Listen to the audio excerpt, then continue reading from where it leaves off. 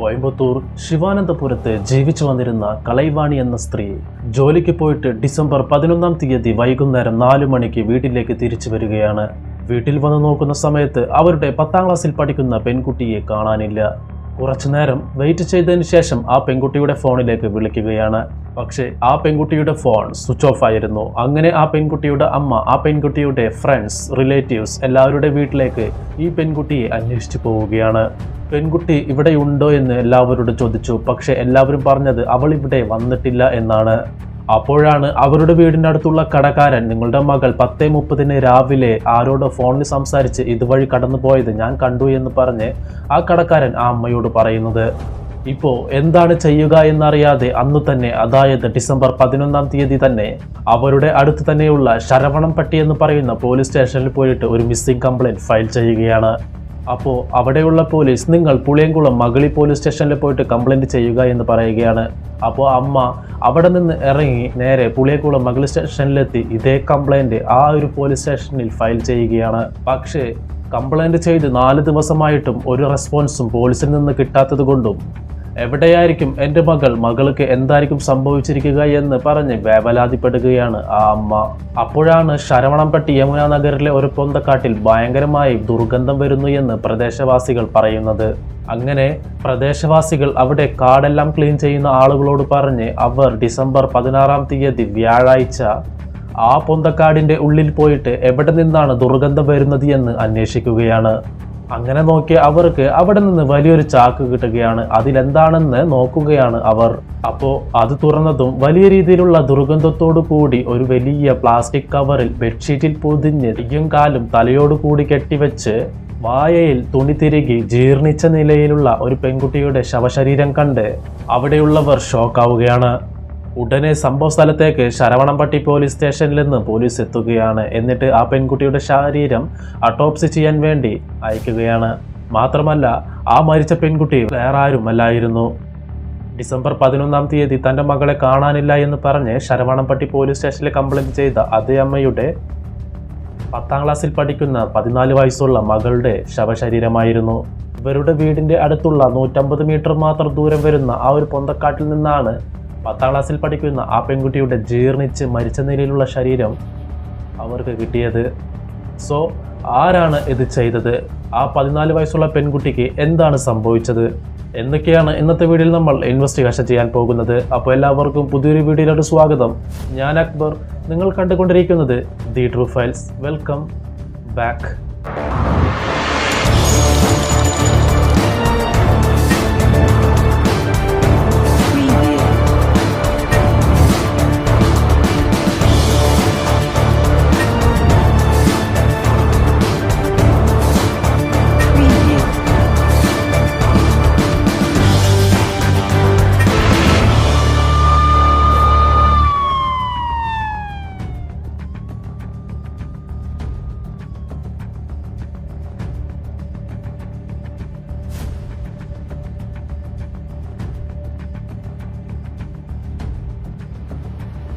കോയമ്പത്തൂർ ശിവാനന്തപുരത്ത് ജീവിച്ചു വരികയായിരുന്നു കലൈവാണി. ഇവർക്ക് 2 പെൺകുട്ടികളാണ് ഉള്ളത്.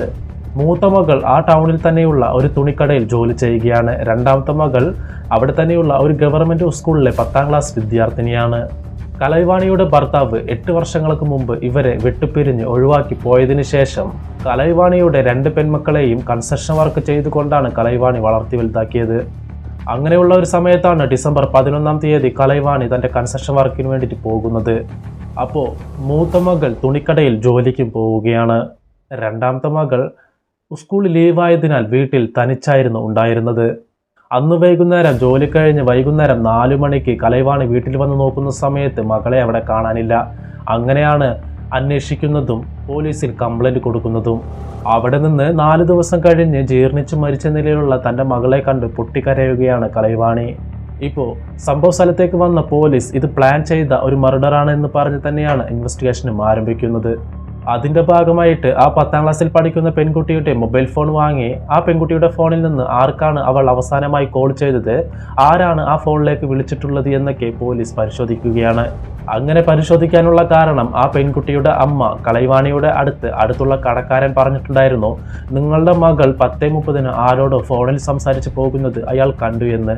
അതിൻ്റെ അടിസ്ഥാനത്തിലാണ് ആ പെൺകുട്ടിയുടെ മൊബൈൽ ഫോൺ വാങ്ങി പോലീസ് പരിശോധിക്കുന്നത്. അങ്ങനെ പരിശോധിച്ച പോലീസുകാർക്ക് ഈ പെൺകുട്ടിയുടെ മൊബൈൽ ഫോണിലേക്ക് അവസാനമായിട്ട് ഇവരുടെ ഫാമിലി ഫ്രണ്ടായിട്ടുള്ള ഒരാൾ വിളിച്ചിട്ടുണ്ടായിരുന്നു എന്ന് അവർക്ക് മനസ്സിലാവുകയാണ്. അത് ആരാണെന്ന് പരിശോധിക്കുന്ന സമയത്ത് 44 വയസ്സുള്ള മുത്തുകുമാർ ആണെന്ന് പോലീസുകാർക്ക് മനസ്സിലാവുകയാണ്. അങ്ങനെ മുത്തുകുമാറിനെ വിളിച്ച് ചോദ്യം ചെയ്യുന്ന സമയത്ത് മുത്തുകുമാർ പോലീസിനോട് പറഞ്ഞത്, ഞാൻ അവരുടെ ഫാമിലി ഫ്രണ്ടാണ്. കലൈവാണിയുടെ അടുത്ത് നിന്ന് കുറച്ചു കാലം മുൻപ് ഞാൻ കുറച്ച് സ്വർണം വാങ്ങിച്ചിട്ടുണ്ടായിരുന്നു. അത് തിരികെ നൽകാൻ ജനുവരി 11 ഞാൻ കലൈവാണിയുടെ വീട്ടിലേക്ക് പോയിട്ടുണ്ടായിരുന്നു.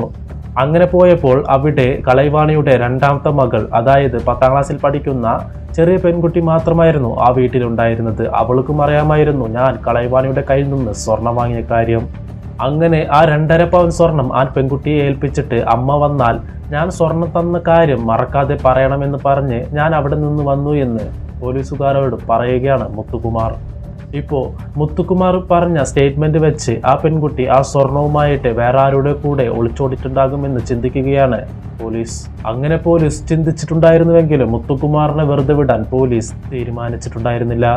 പോലീസ് ചോദിക്കുന്ന രീതിയിൽ ചോദ്യം ചെയ്തപ്പോഴാണ് എന്താണ് അന്ന് നടന്നതെന്ന് മുത്തുകുമാർ പറഞ്ഞത് ഇങ്ങനെയാണ്. മുത്തുകുമാർ എന്ന് പറയുന്ന വ്യക്തിക്ക് ഇവരുടെ കുടുംബമായിട്ട് ഒരു ചെറിയൊരു ബന്ധമുണ്ട്. ഇയാൾക്ക് കല്യാണം കഴിഞ്ഞ് 2 കുട്ടികളും ഉണ്ടായിരുന്നു. മാത്രമല്ല ഈ 10ാം ക്ലാസ്സിൽ പഠിക്കുന്ന പെൺകുട്ടിയുടെ അമ്മ കലൈവാണിയുടെ അടുത്ത് സ്വർണം പണം കൈമാറിയുള്ള ചെറിയൊരു ബന്ധമുണ്ടായിരുന്നു. അതിന്റെ പേരിൽ ഇടയ്ക്കിടയ്ക്ക് വഴക്കുകളും ഉണ്ടാകാറുണ്ടായിരുന്നു. മുത്തുകുമാർ മരണപ്പെട്ട പെൺകുട്ടിയുടെ അമ്മ കലൈവാണിയുടെ അടുത്തു നിന്ന് 2.5 പവൻ സ്വർണവും 50,000 രൂപയും വാങ്ങി ഇത് കൊടുത്തിട്ട് പുതിയ പണ്ടം വാങ്ങിത്തരാം എന്ന് പറഞ്ഞ് അവരെ പറ്റിക്കുകയായിരുന്നു. പുതിയ സ്വർണം വാങ്ങിക്കൊടുക്കുകയോ കലൈവാണിയുടെ അടുത്ത് നിന്ന് വാങ്ങിക്കൊണ്ടുപോയ 2.5 പവൻ സ്വർണവും 50,000 രൂപയും തിരികെ കൊടുക്കുകയും മുത്തുകുമാർ ചെയ്തിട്ടുണ്ടായിരുന്നില്ല. മുത്തുകുമാർ ഇവരെ പറഞ്ഞ് പറ്റിക്കുകയായിരുന്നു. അങ്ങനെയാണ് മുത്തുകുമാർ ജനുവരി 11 കലൈവാണിയുടെ വീട്ടിൽ വന്ന് നോക്കുന്ന സമയത്ത് ആ 10ാം ക്ലാസ്സിൽ പഠിക്കുന്ന പെൺകുട്ടി തനിച്ചായിരുന്നു വീട്ടിലുണ്ടായിരുന്നത്. അപ്പോൾ ആ പെൺകുട്ടിയുടെ അടുത്ത് മുത്തുകുമാർ ചോദിക്കുകയാണ്, എനിക്കൊരു ഹെൽപ്പ് ചെയ്യാൻ പറ്റുമോ മോളെ എന്ന്. അതിന് ആ പെൺകുട്ടിയും പറയൂ ഞാൻ എന്താണ് ചെയ്യേണ്ടതെന്ന് ചോദിക്കുന്നുണ്ട്. അപ്പോൾ മുത്തുകുമാർ പറയുന്നുണ്ട്, ഇപ്പം തന്നെ നീ നിന്റെ അമ്മയെ കലൈവാണിയെ വിളിച്ച് ഞാൻ എല്ലാ സ്വർണവും തിരികെ തന്നു എന്ന് പറയണം. സ്വർണം എൻ്റെ വീട്ടിലിരിക്കുന്നുണ്ട്, ഞാനത് എടുത്തിട്ട് വരാമെന്നും അയാൾ പറയുകയാണ്. അതേപോലെ തന്നെ ആ പെൺകുട്ടിയും അവളുടെ അമ്മയെ കലൈവാണിയെ വിളിച്ച് മുത്തുകുമാർ എല്ലാ സ്വർണം തന്നു എന്ന് പറഞ്ഞ് വിളിച്ചു പറയുകയാണ്. അങ്ങനെ മുത്തുകുമാർ ശരി മോളെ ഞാൻ വീട്ടിൽ പോയി സ്വർണം എടുത്തിട്ട് വരാമെന്ന് പറഞ്ഞിട്ട് മുത്തുകുമാർ അയാളുടെ വീട്ടിലേക്ക് പോവുകയാണ്. കുറച്ചു നേരം കഴിഞ്ഞ് മുത്തുകുമാർ അയാളുടെ വീട്ടിൽ നിന്ന് ഈ പെൺകുട്ടിയെ ഫോണിൽ വിളിക്കുകയാണ്. എന്നിട്ട് മോളെ നീ എൻ്റെ വീട്ടിൽ വന്ന് സ്വർണം വാങ്ങിച്ചോ എന്ന് പറഞ്ഞ് മുത്തുകുമാർ പറയുകയാണ്. അതിന് ആ പെൺകുട്ടിയും ശരി ഞാൻ അങ്ങോട്ട് വന്ന് സ്വർണം വാങ്ങിച്ചോളാം എന്ന് പറഞ്ഞ് മുത്തുകുമാറിൻ്റെ വീട്ടിലേക്ക് പോകുകയാണ് ആ പെൺകുട്ടി. അങ്ങനെ വീട്ടിൽ വന്ന ആ പെൺകുട്ടിയോട് കുറച്ചു നേരം ഉള്ളിൽ വന്ന് വെയിറ്റ് ചെയ്യും മോളെ എന്ന് പറയുകയാണ് മുത്തുകുമാർ. അങ്ങനെ വീടിന്റെ ഉള്ളിൽ വന്ന ആ പെൺകുട്ടി അറിയാതെ ആ വീടിന്റെ ഡോർ ലോക്ക് ചെയ്ത് മുത്തുകുമാർ ആ പെൺകുട്ടിയോട് തെറ്റായ രീതിയിൽ പെരുമാറുകയാണ്. ഇതൊന്നും വിശ്വസിക്കാൻ കഴിയാത്ത ആ പെൺകുട്ടി അയാളിൽ നിന്ന് രക്ഷപ്പെടാൻ നോക്കുകയാണ്. പക്ഷേ മുത്തുകുമാർ ആ പെൺകുട്ടിയെ വലിച്ചിഴച്ച് വായിൽ തുണി തിരുകി തലയിൽ ബലമായി അടിക്കുകയാണ്. അടിയുടെ ആഘാതത്തിൽ ആ പെൺകുട്ടി നിലത്ത് വീഴുകയാണ്. നിലത്ത് വീണ ആ പെൺകുട്ടിയെ അതൊരു ചെറിയ പെൺകുട്ടിയാണ് എന്നും ആലോചിക്കാതെ മുത്തുകുമാർ ഒരു ചെറിയ പെൺകുട്ടിയോട് ചെയ്യാൻ പാടില്ലാത്ത ലൈംഗികത ചെയ്ത് ആ പെൺകുട്ടിയെ റേപ്പ് ചെയ്യുകയാണ്. അങ്ങനെ അവൻ്റെ ആഗ്രഹങ്ങളെല്ലാം കഴിഞ്ഞതിന് ശേഷമാണ് ആ പെൺകുട്ടി മരിച്ചു എന്ന് അവന് മനസ്സിലാവുന്നത്. ഇപ്പോൾ എന്താണ് ചെയ്യുക എന്നറിയാതെ നിന്നിരുന്ന മുത്തുകുമാർ ആ പെൺകുട്ടിയുടെ ശരീരം കയ്യും കാലും തലയോട് കൂടി കെട്ടിവെച്ച് ഒരു ബെഡ്ഷീറ്റിൽ പൊതിഞ്ഞ് ഒരു പ്ലാസ്റ്റിക് കവറിലിട്ട് ഒരു ചാക്കിലിട്ട് അത് ആളനക്കമില്ലാത്ത ആ പൊന്തക്കാട്ടിൽ കൊണ്ടുപോയി ഉപേക്ഷിക്കുകയാണ്.